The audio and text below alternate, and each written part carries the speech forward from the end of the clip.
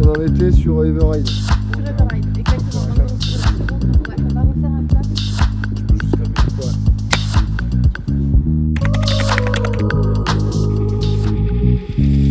Pitcher, c'est une marque à mission. Notre mission, c'est de changer les règles du jeu de l'industrie outdoor. Donc on se positionne un petit peu en dynamiteur d'idées parce que on sait qu'à l'échelle à laquelle on est en termes de business, en termes de place, en termes de pouvoir, on sera jamais un game changer. Et un Nike ne changera pas parce que Pitcher fait quelque chose. Par contre, si on montre que certains modèles économiques ont un marché qui existe, peut-être qu'on amènera plein d'acteurs à aller sur ces marchés. Et après, en 3 mots, on s'est toujours différencié par une philosophie tournée autour du développement durable, en produisant uniquement des produits à partir de coton biologique, matières recyclées, matières biosourcées, matières issues de la circularité. Et on garantit que tout ce qu'on produit est fait dans cette démarche, sinon on ne le produit pas.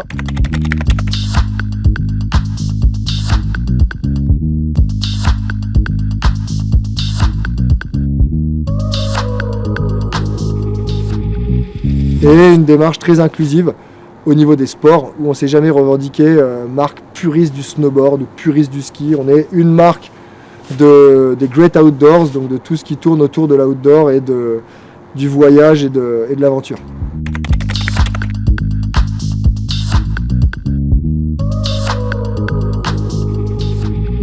On garantit que tous les produits qu'on fait sont soit issus de l'agriculture biologique quand il s'agit de produits naturels, type lin, coton, chanvre. Dans les produits synthétiques, aujourd'hui, on a basculé dans l'ère de la circularité. Donc on produit l'intégralité de nos productions sur des bases de produits issus du recyclage de produits post-consommation. On va aller beaucoup plus loin puisque derrière, c'est des actions de l'ombre. Et par exemple, nos teintures au niveau des produits naturels vont être des teintures Aviterra, parce que la teinture représente quand même une énorme part de l'empreinte carbone et hyper énergivore.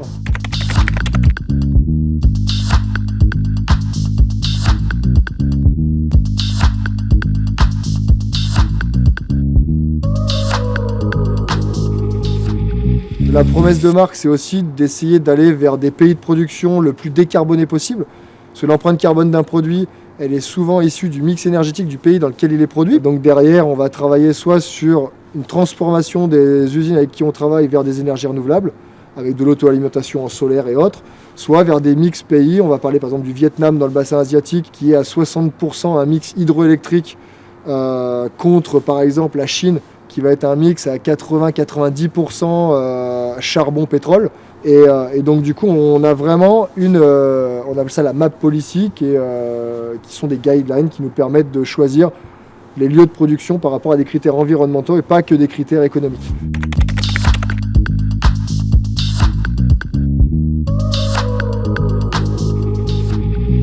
Aujourd'hui, on crée de la valeur de manière différente en France. On crée de la valeur parce que toute la conception est faite en France, parce qu'on va avoir 100 salariés en France qui vivent d'une économie issue de Pitcher en France. On fait 70% de notre chiffre à l'export, donc c'est du chiffre d'affaires qui rentre dans les caisses des banques françaises, sur lesquelles on paye des impôts en France. Et aujourd'hui, on crée de la vraie valeur pour l'État français et le système économique français.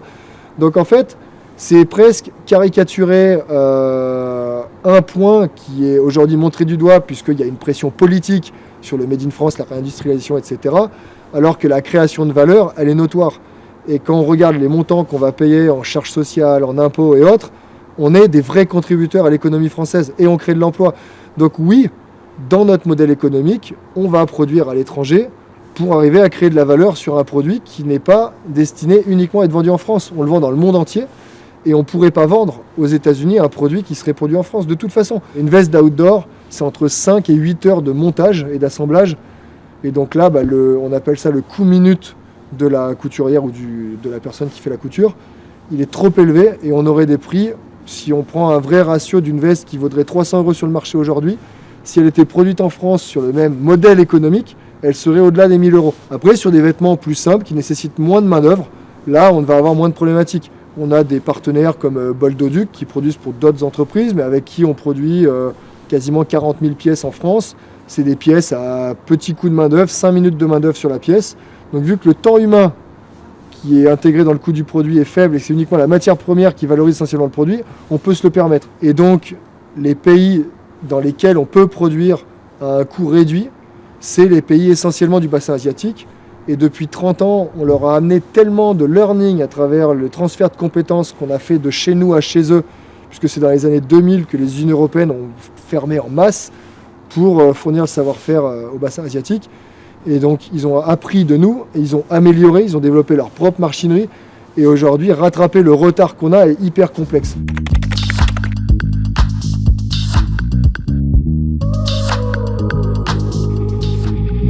Le contrôle des usines, aujourd'hui, il est fait par toutes les entreprises de l'industrie outdoor. On passe tous énormément de temps dans les usines. Et c'est finalement le lien humain qu'on va créer avec les usines. On n'est plus dans un schéma de négociant, acheteur et vendeur. On est vraiment dans un schéma de partenariat.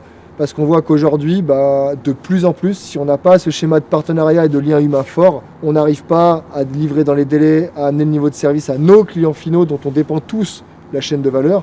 Et la quête de sens que le bassin asiatique, la quête de sens dont ils ont besoin, elle fait partie aussi du processus. Qui est notre consommateur, qu'est-ce qu'il attend, comment nous on peut s'adapter, comment nous on peut améliorer. Et donc on n'est plus du tout dans cette dimension négociant à l'image de la vérité Chigement.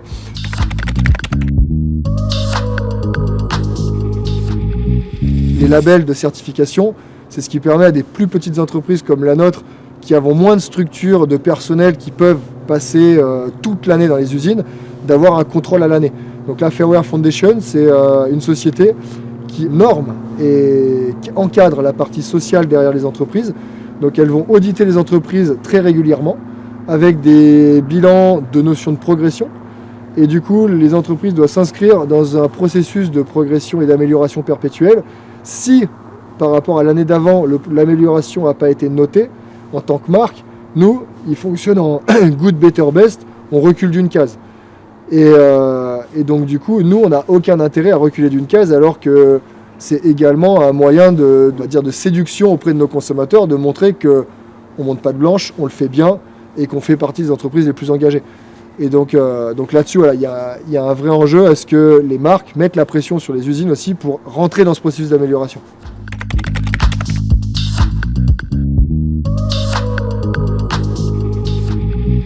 Dans les années 2000, alors là, c'est une data française, mais qui peut, à mon avis, se généraliser de manière internationale. On était à 15 pièces textiles achetées par an par habitant. Aujourd'hui, on est au-delà de 30 pièces par an par habitant. Qu'est-ce qui s'est passé depuis les années 2000 ? C'est l'émergence de la fast fashion avec des groupes comme Inditex, comme H&M, comme Shein, comme Uniqlo. Et donc ces groupes-là ont amené du très très bas prix et de l'ultra consommable avec une mode extrêmement éphémère qui est changeante tous les mois et tous les 2 mois. Et donc le mode de consommation des Français en général, puisque là c'est l'exemple qui est pris, il a évolué vers finalement le besoin d'en avoir toujours plus. Le Covid faisant, il y a quand même eu une prise de conscience collective qu'il fallait essayer d'aller vers plus de sobriété, de consommer moins et mieux. Et donc là, le consommateur, il a eu une réflexion qui est venue servir le discours d'une marque comme Picture. Aujourd'hui, des marques d'outdoor, et là je vais mettre toutes les marques qui sont concurrentes de la nôtre, sont des marques qui sont globalement assez chères, puisque c'est des produits techniques, donc qui sont globalement consommés pour leurs usages, et on n'est pas dans une logique de surconsommation. Donc nous, on a une logique collective de lutte contre la fast fashion.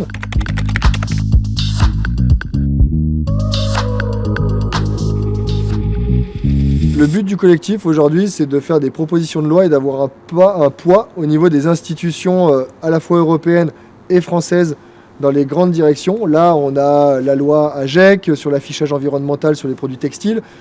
Aujourd'hui, si tu laisses faire, c'est les gros groupes puissants comme Inditex, H&M et autres qui vont faire leur lobby européen pour avoir les faveurs de l'Union européenne et pour que ça aille dans leur sens. Donc si nous, en tant que collectif, on n'est pas capable d'avoir une voix et qu'on devienne un contre-pouvoir finalement des géants, et pour être un contre-pouvoir des géants, il faut être beaucoup. Et donc c'est là où le recrutement autour de cette association, l'association avait 100 personnes il y a 2 ans, on est 500 maintenant, on envisage d'être 1000 l'année prochaine. Et donc dans ce collectif, il y a vraiment une approche de réflexion de l'affichage environnemental, c'est aussi de la sobriété, c'est aussi savoir combien de produits on vend et à quel prix. Si tous les produits sont toujours vendus à moins 50%, ça veut dire qu'on est dans de l'accélération de sell-out drivé par le prix et donc du coup de la surconsommation poussée. Et donc c'est comment on se débrouille pour qu'on mette en place des lois qui permettent de consommer le besoin et pas finalement de toujours vouloir consommer plus.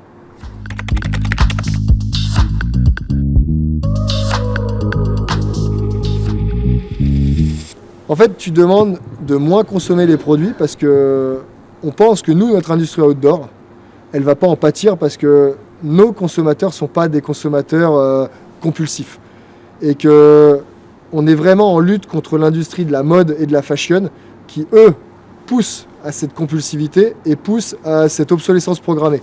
On n'a jamais essayé de développer des produits à obsolescence programmée.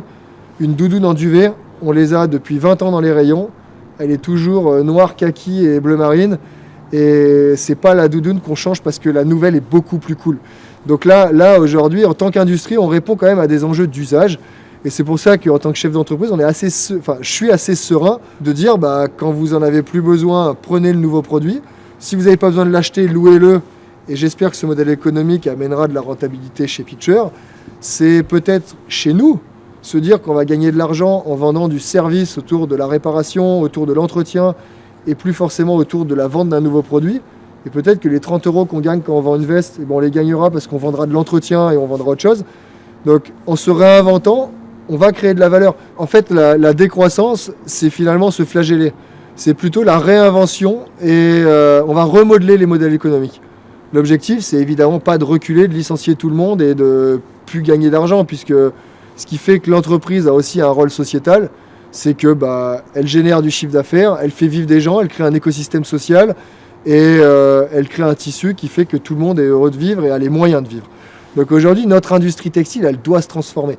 Les modèles dans lesquels aujourd'hui on vit et auxquels on est habitué, en fait, il faut complètement sortir de ça et se dire comment on réinvente nos consommations, on réinvente nos usages et que demain, c'est différent. Donc là, on est en plein dans ces processus de réinvention. Je ne vais pas te donner toutes les clés tout de suite puisqu'on ne les a pas non plus. Quand je te parle de louer les articles, quand je te parle de faire du service autour de l'article, quand je te parle de potentiellement faire du leasing de produits textiles, ou ta tenue de ski, peut-être qu'elle sera en leasing pendant 3 ans, tu n'en seras même pas propriétaire. C'est ce que l'automobile a amené dans des nouveaux modèles pour arriver à revaloriser des voitures post-leasing, que les gens puissent quand même renouveler, mais qu'il y ait toujours de la valeur sur le produit.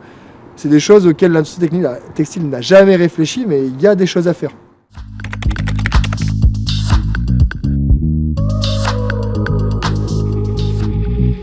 C'est proposer des entretiens accélérés. On a mis une garantie réparabilité à vie qui permet d'augmenter la durée de vie du produit et qui fait qu'on espère, puisque la norme c'est environ 3 ans pour changer une veste d'outdoor, on passe de 3 à 5 ans.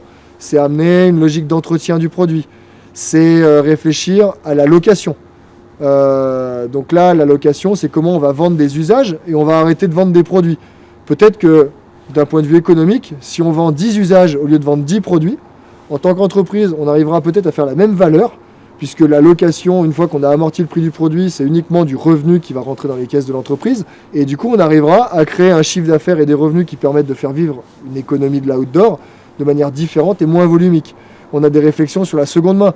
Comment aujourd'hui, potentiellement, un client qui veut renouveler tous les 3 ans sa veste, au bout de 3 ans, elle n'est pas obsolète. Comment nous, au-delà d'un vintage, on est capable aussi de créer de la revalorisation, donner de la valeur marketing à ces produits, puisque après, la valeur affective liée au produit, elle est aussi liée au marketing que les marques sont capables de faire pour promouvoir le côté sexy du produit. Et c'est là où, en tant que marque, on a un devoir de rendre aussi ces produits de seconde main outdoor sexy.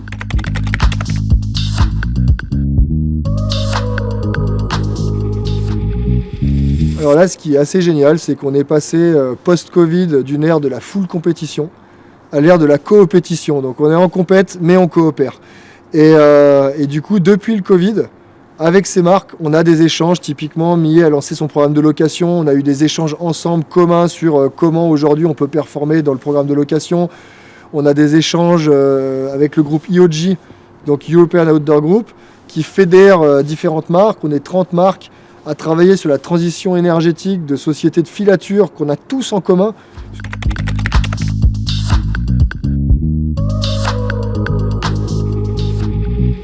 Donc là, c'est 1000 entreprises en France, des entreprises comme Caterpillar, comme là il y avait Fusalp avec nous, comme Boldoduc les industriels, comme le Lyon Rugby, le Loup, comme les stations de ski de Avoria, comme le SF. Donc c'est vraiment complète, c'est issu d'univers divers et variés. Et là, on essaye d'écrire des roadmaps, des feuilles de route pour les 10 ans à venir en se disant où est-ce qu'on envisage que nos sociétés vont pouvoir muter vers des nouveaux modèles économiques et comment on y réfléchit collectivement. Et ça, c'est hyper intéressant parce que ça se passe en 6 phases. On a des phases qu'on appelle le déclic, où là, ça va être des rédacteurs des rapports du GIEC, des gens comme Gilles Boeuf, qui sont des climatologues et des gens hyper pertinents, des grands orateurs qui te font prendre conscience que le changement climatique et la science n'est pas une opinion et qu'il y a des données exactes et que sur cette base-là, il faut agir. Et derrière, entre nous, on va commencer à travailler une feuille de route sur laquelle on va se challenger mutuellement entre différentes industries. Puis la publication de nos feuilles de route à la fin de l'année. Rossignol l'a fait l'année dernière, a publié sa feuille de route et a commencé à onboarder sa feuille de route depuis cette année. Donc voilà, il y a des vrais projets collectifs et on se dit que c'est la petite boule de neige qui peut devenir derrière une grosse avalanche.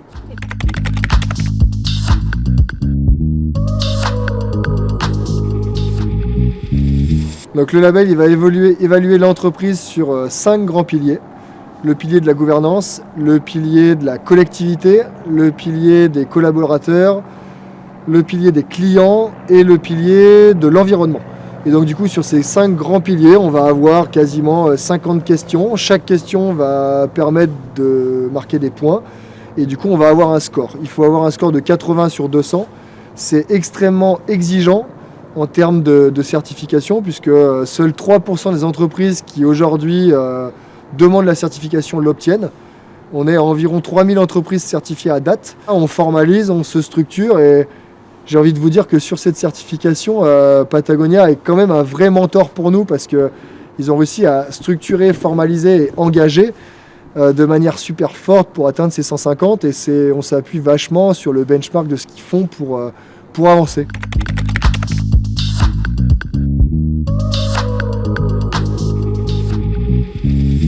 Ouais, des milliers de marques sont dans le déni.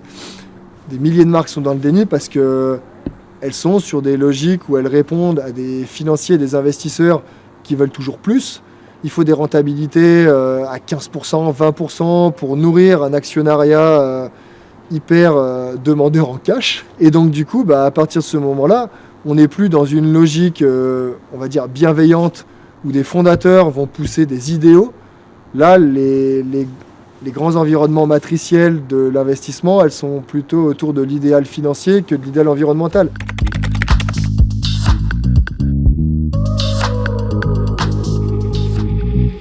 Derrière le choix des riders, on a une charte qui est extrêmement cadrée. Leur engagement est clé. Si les riders ne sont pas engagés, on ne veut pas entendre parler de ces riders. Et ça va beaucoup plus loin que ça, puisque des riders qui vont prôner sur leur Instagram et autres des déplacements héliportés, motoneige et autres, c'est des riders qu'on évince directement de notre radar, même si c'est des très bons athlètes et des athlètes très influents. Donc on va vraiment vers des athlètes qui se tournent vers l'aventure.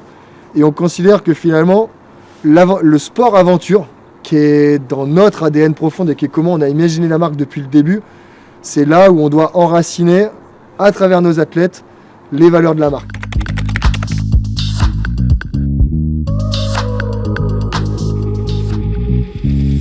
En fait, on a toujours prôné la modération. Ça veut dire qu'à un moment, c'est pas parce qu'une fois par an tu prends l'avion, t'es quelqu'un de mauvais. Et t'es pas obligé de te radicaliser pour être quelqu'un de bien. Et c'est en ça qu'aujourd'hui, la plupart de nos riders, ils se disent moi je veux pas prendre l'avion plus de 2 fois par an. J'étais à 20 voyages par an dans le début de ma carrière, entre 20 et 25 ans. Aujourd'hui, j'ai décidé que pour mon activité, 2 c'est le maximum que je peux me permettre. Et tout à l'heure, c'était pareil, tu parlais de récession et autres. Et on le lie toujours à ce mot flagellation. On n'est pas obligé de s'auto-flageller et de s'interdire tout et toute pratique. Même s'il y a une urgence climatique, il y a aussi un besoin de bien-être et d'équilibre. Et on sait que si tout le monde est capable de consommer de manière modérée, aujourd'hui, collectivement, on arrivera à ce plus 1,5 des accords de Paris, qui est l'engagement qu'on essaye tous de respecter.